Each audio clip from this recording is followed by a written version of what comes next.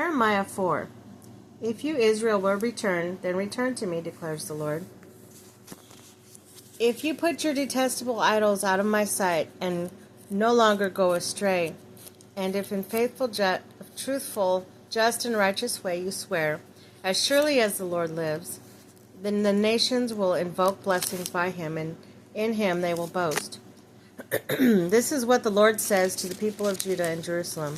Break up your unplowed ground and do not sow among thorns. Circumcise yourselves to the Lord, circumcise your hearts, you people of Judah and inhabitants of Jerusalem, or my wrath will flare up and burn like fire. Because of the evil you have done, burn with no one to quench it. Disasters from the north. Announce in Judah, proclaim in Jerusalem, and say, sound the trumpet throughout the land. Cry out loud to gather together, and let us flee from the fortified cities. Raise the signal to go out to Zion. Flee from safety without delay, for I am bringing disaster from the north, even terrible destruction. The lion has come out of his lair. A destroyer of nations has set out. He has left his place to lay waste in your land.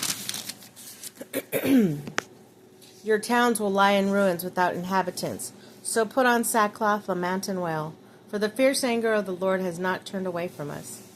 In that day, declares the Lord, the king and officials will lose heart. The priests will be horrified, and the prophets will be appalled.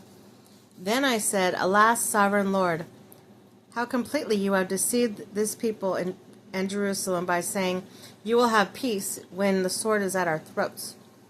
At that time, this people of Jerusalem will be told, a scorching wind from the barren heights in the desert blows towards my people, but not to winnow or cleanse, a wind too strong that comes from me. Now pronounce my judgments against them.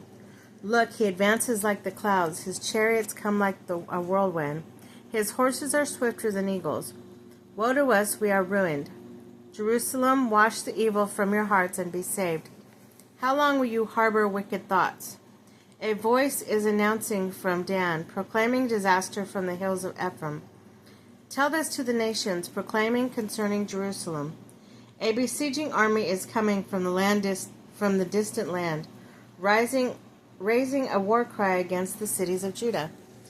They surround her like men guarding the field, because she has rebelled against me, declares the Lord.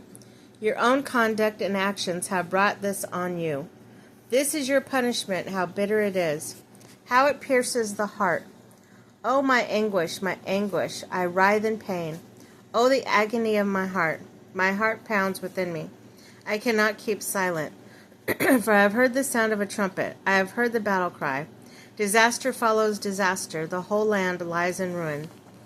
In the instant, my tents are destroyed, my shelter in a moment.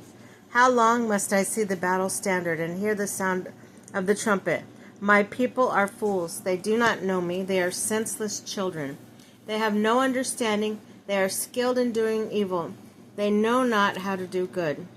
I looked at the earth, and it was formless and empty, at the heavens, and their light was gone. I looked at the mountains, and they were quaking. All the hills were swaying.